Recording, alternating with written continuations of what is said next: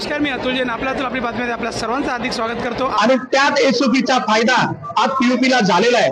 पण मित्रांनो, हा पीयूपीचा फायदा या वर्षीच आहे, 2026 मार्च पर्यंत याचा फायदा आहे, परत तो उद्भवणार आहे। त्यामुळे आपणही कुठेतरी पर्यावरणाच्या दिशेने आपल्याला जायला पाहिजे।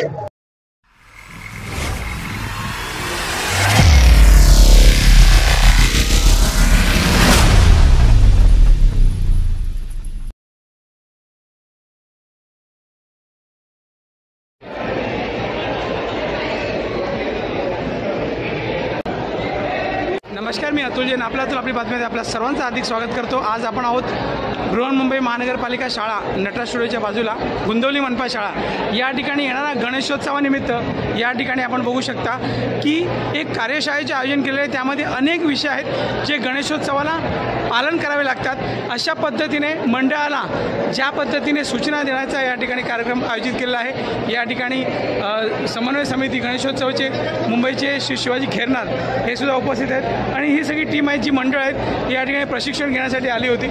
आपण जाणून घेऊया की कशा पद्धतीने या ठिकाणी प्रशिक्षण त्यांना देण्यात येत आहे। संपूर्ण दिवसाचं हे शिबिर आहे आणि यामध्ये आग लागणं किंवा अनेक विषय आहेत या ठिकाणी सांगण्यात येत आहेत की ज्या पद्धतीने गणेशोत्सव साजरा झाला पाहिजे त्यामध्ये कायदा आणि त्याचं पालन कशा पद्धतीने करावं यासाठीच्या या ठिकाणी शिबिराचं आयोजन अंधेरी पूर्व महानगरपालिका गोंदवली मनपा शाळा या ठिकाणी करण्यात आलं आहे आणि आपण आता त्यांच्याकडे जाणून घेऊया की कशा पद्धतीने या ठिकाणी कार्यशाळेचं आयोजन करण्यात आलेलं आहे। आज आपण या ठिकाणी गणेशोत्सवानिमित्त कार्यशाळेला भेट देतो आहोत। या ठिकाणी गणेशोत्सव समन्वयासाठी बृहन्मुंबई महानगरपालिका यांचे शिवाजी खेरनार जे आहेत सहकार्यवाह आहेत। मुंबईमध्ये गेले अनेक वर्ष गणेशोत्सव कसा साजरा झाला पाहिजे, कशा पद्धतीने आपण सुरक्षा दक्षता घेतली पाहिजे यासाठी जे समन्वय समिती गेले अनेक वर्ष काम करते, त्याच पद्धतीने मंडळाचे अनेक प्रश्न आहेत जे सोडवण्याचं महत्त्वाचं कार्य यांच्याकडनं होते। आपण जाणून घेऊया आजच्या कार्यशाळेबद्दल। शिवाजी खेरनारजी आपलं हार्दिक स्वागत। ज्या पद्धतीने गणेशोत्सवाला की आपल्या मनात एक आनंद, उत्साह, जल्लोष आणि अशा पद्धतीचं वातावरण असतं आणि त्याच पद्धतीने नेहमीच गणेशोत्सवाच्या साठी वर्षभर तुम्ही काम करत असता। या पद्धतीने 2025चा गणेशोत्सव साजरा व्हावा आपण या ठिकाणी महानगरपालिका गोंदवली शाळा या ठिकाणी कार्यशाळा घेतलेली आहे। काय विशेष आपण सांगाल याविषयी? सर्वप्रथम सर्वांना जय गणेश। मी शिवाजी खेरनार बृहन्मुंबई सार्वजनिक गणेशोत्सव समन्वय समितीचा सहकार्यवाह म्हणून आपल्याशी संवाद साधतोय। मित्रांनो, बृहन्मुंबई सार्वजनिक गणेशोत्सव समन्वय समितीचे अध्यक्ष ॲडव्होकेट नरेशजी दहिबावकर सर यांच्या मार्गदर्शनाखाली आपण सर्वजण काम करत असतो। गेले 15 वर्ष दहिबावकर सरांच्या मार्गदर्शनाखाली आपत्कालीन प्रशिक्षण शिबिर या मंडळांच्या कार्यकर्त्यांना आपण त्याचे धडे देत असतो।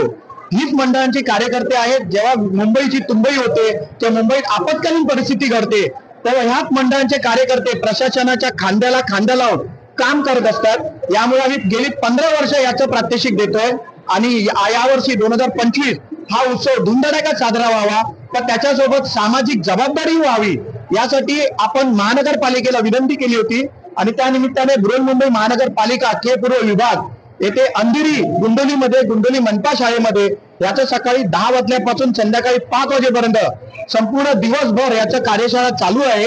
या कार्यशाळेला महानगरपालिकेचे भूषण गगराणी साहेब, प्रशांत सकपाळ साहेब आणि के पूर्व विभागाचे अधिकारी शुक्ला साहेब, तसेच डिझास्टरचे लोखंडे मॅडम आणि राजेंद्र लोखंडे सर यांचं पूर्णपणे सहकार्य असतं। त्याच्यात फायर ब्रिगेडचे ऑफिसर इथे असतात। दिवसभर आपल्या मंडळात जर विपरीत काही घटना घडली किंवा घडू नये यासाठी काय काळजी घ्यावी आणि घडल्यावर काय करायचं याचं पूर्णपणे इथे ट्रेनिंग दिलं जातं, ते पण विनामूल्य, कुठलाही पैसा न घेता याचं ट्रेनिंग दिलं जातं। कारण की हेच गणेश उत्सव मंडळांचे कार्यकर्ते आहेत जे विभागात दिवसभर 24 तास समाजाला सेवा देत असतात।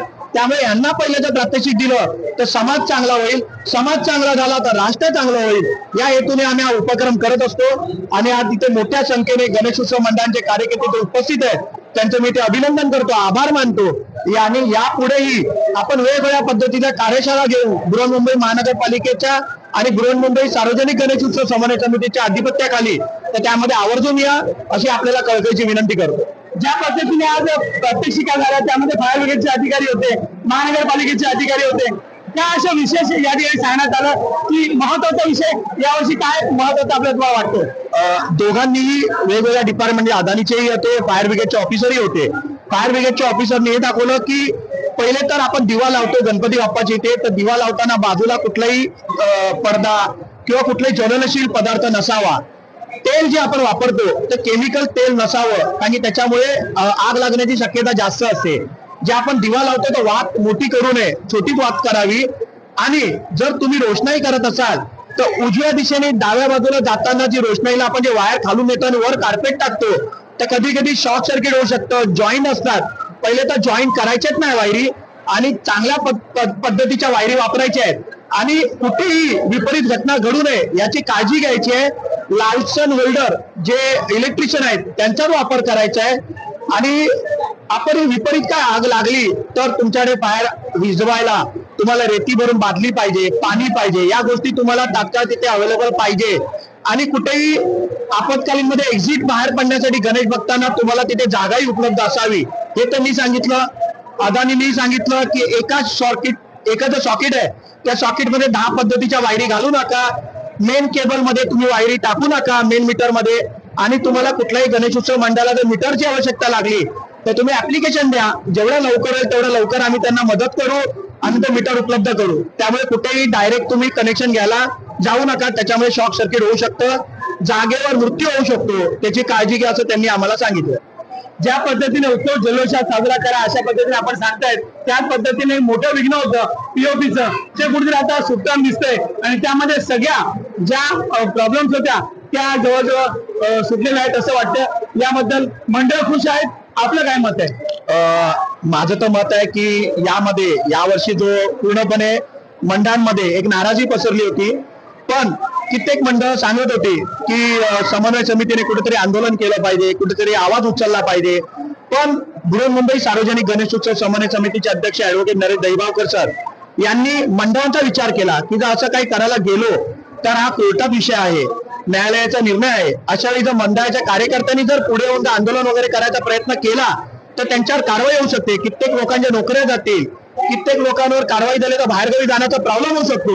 तर असं न करता आपली जी लेखणीची ताकद आहे म्हणजे पेन आणि कागद, याची ताकद काय असते, पूर्णपणे पत्रव्यवहार करून महाराष्ट्र शासनाला त्याचा पूर्णपणे त्याची जाणीव करून, आणि सर्वात महत्वाचं मी सांगेन दहिबावकर सरांनी एसयूपी ही महाराष्ट्र शासनाला सन्माननीय आशिष शेलार साहेब यांच्या हस्ते महाराष्ट्र शासनापर्यंत पोहोचवली.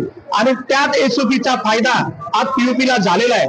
पण मित्रांनो, हा पीयूपीचा फायदा या वर्षीच आहे, 2026 मार्च पर्यंत याचा फायदा आहे. परत तो उद्भवणार आहे. त्यामुळे आपणही कुठेतरी पर्यावरणाच्या दिशेने आपल्याला जायला पाहिजे, याचा विचार केला पाहिजे. आणि मंडळांनी संलग्न होणं, समन्वय समितीने बोलवलेल्या पूर्ण बैठकीमध्ये वेळोवेळी बैठकीला हजर राहणं हे गरजेचं आहे.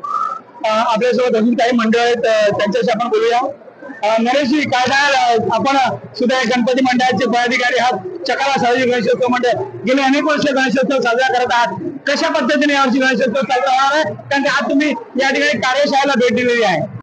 अतिशय उत्साहाचं वातावरण आहे. पहिली सर्वप्रथम मी गणपती बाप्पा मंगल मूर्ती. त्याचप्रमाणे आता साहेबांनी जे आपल्याला ठळक अशा मुद्द्यावर बोलले, खरोखर मी ऍडव्होकेट नरेश दहिबावकर साहेब यांचा मी मनापासून आभार मानतो. त्यांनी पुढाकार घेऊन गणपती मंडळ जे आहेत मुंबईचे त्यांच्या वतीने ते आपले जे आपले प्रॉब्लेम असतात ते मांडतात सरकारकडे. आणि त्यातले एक मुद्दा साहेब मी आवर्जून तुम्हाला एक सांगण्याची इच्छा करतो की दहिबावकर साहेबांनी उपमुख्यमंत्री एकनाथ शिंदे साहेब यांच्याकडे पत्रव्यवहार केला होता की आपले जे मंडळ आहेत त्यांना महानगरपालिकेतर्फे 15,000 दंड असा ठोठावलेला होता. तो दंड पण आपण माफ केला दहिबावकर साहेबांच्या प्रयत्नाने. खरोखर मी त्यांचा आभार मानतो. कारण आता ते आपला GR आलेला आहे की 15,000 जो दंड मागच्या वर्षी होता तो अतिशय माफ केलेला आहे. म्हणून सर्व मंडळातर्फे मी दहिबावकर साहेबांच्या आणि उपमुख्यमंत्री एकनाथ शिंदे साहेब यांच्या व खैरनार साहेबांचा मी आभारी मानतो की सर्व मंडळातर्फे आपण वारंवार जेव्हा मंडळात जे प्रॉब्लेम होतात त्यासाठी तुम्ही उभे राहतात.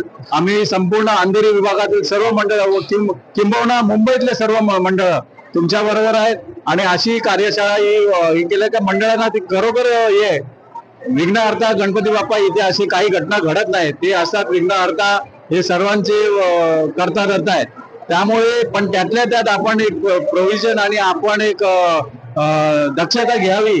जसं साहेबांनी सांगितलं की वायरिंगचं आहे, परत बत्तीचं आहे, ही छोट्या छोट्या गोष्टी आवर्जून आपण ते काळजी घ्यावी. मंडळाचे जेवढे कार्यकर्ते आहेत ते सक्षम आहेत आणि संपूर्ण मंडळाची का कार्यकर्त्याचा जो राजकारणाचा जो सुरुवात त्या मंडळातर्फे होतं. आम्ही पण ते श्री सिद्धिविनायक मंडळ चकाला इथून येतोय. आमचे सल्लागार प्रमुख सल्लागार सुभाष कांता सावंत आहेत. खरोखर अतिशय खेळीमेळीच्या वातावरणात आज कार्यशाळा केली, मी त्यांचा आभार मानतो.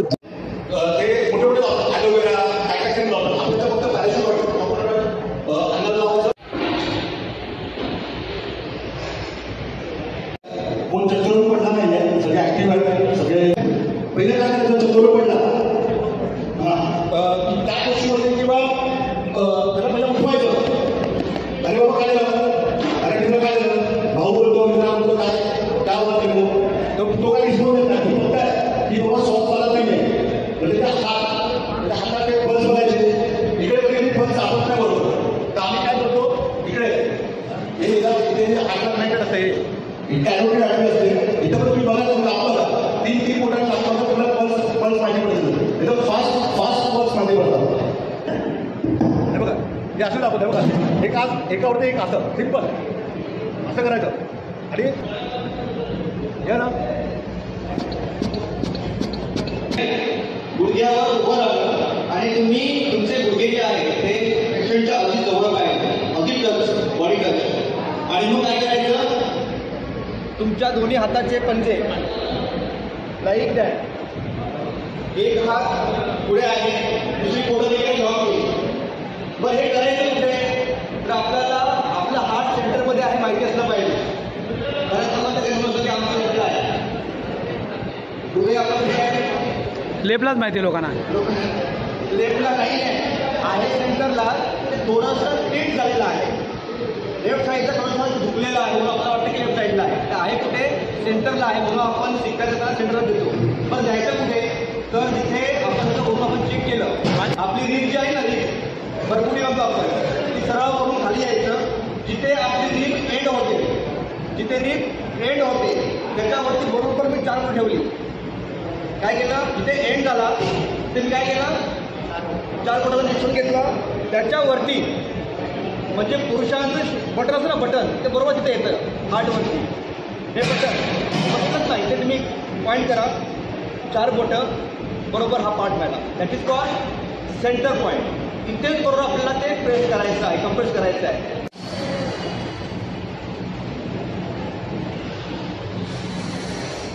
डायरेक्ट ओटांची डायरेक्ट कम्प्लीट करू नका. तिथं वरती एक हात ठेवा. का कारण याला जर टीबीचं इन्फेक्शन असेल किंवा याला काहीतरी ओरल प्रॉब्लेम असेल किंवा काही प्रॉब्लेम असेल तर तुम्हाला पण ते इन्फेक्शन होण्याचे चान्सेस असतात. त्यामुळे ह्या गोष्टी करायला, या गोष्टी पण जवळ नसेल ते फडका, बोल मारण्याचा फडका हे करतात, त्यामुळे हे करायचं पेपर. हे सगळं सिम्पल आहे. याच्यामुळे फास्ट लगेच एकदम आतमध्ये जातं. ठीक आहे. आणि याच्यामध्ये तुम्हाला म्हटलं की याच्यामध्ये हे पण चेक करू शकता तुम्ही. तुम्हाला कोणामुळे तुम्ही करताना त्याच्यामध्ये पॉईंट आलेला आहे किंवा जर काय आढळलं आहे तर ते पण तुम्ही त्या गोष्टी बघू शकता.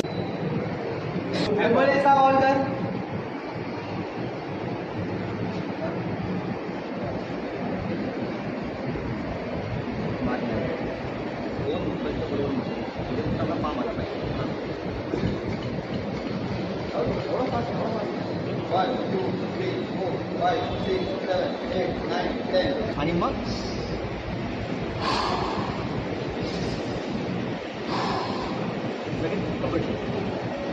समझना.